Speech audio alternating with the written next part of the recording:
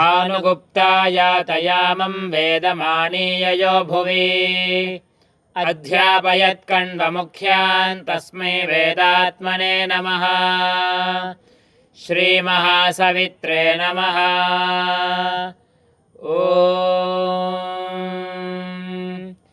इन्द्रघोषस्त्वावसोभिः पुरस्तात्पातु प्रचेतास्त्वा रुद्रैः पश्चात्पातु मनोजवास्त्वा पितृभिर्दक्षिणतः पातु विश्वकर्मा त्वादित्यैरुत्तरतः पातु इदमहं तप्तं वार्बाहिर्धा यज्ञान्निःसृजामि सिग्गह्यासि स्वाहा सिग्गह्यस्यादित्यवनिः स्वाहा सिग्गह्यासि ब्रह्मवनिः क्षत्रवनिः स्वाहा सिग्गह्यासि सुप्रजावनीरायस्पोषवनिः स्वाहा सिग्गह्यस्यावाह देवान्यजामानाय स्वाहा भूतेभ्यस्त्वा ध्रुवोऽसि पृथिवीन्द्रग्गः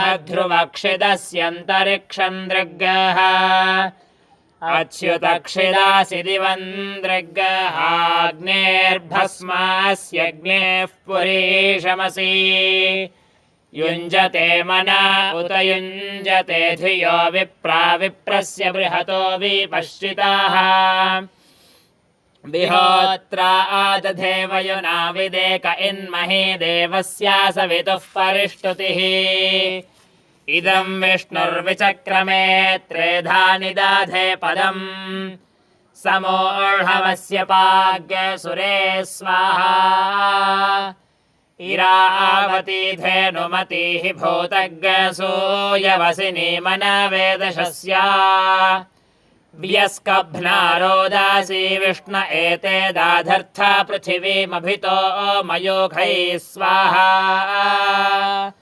ॐ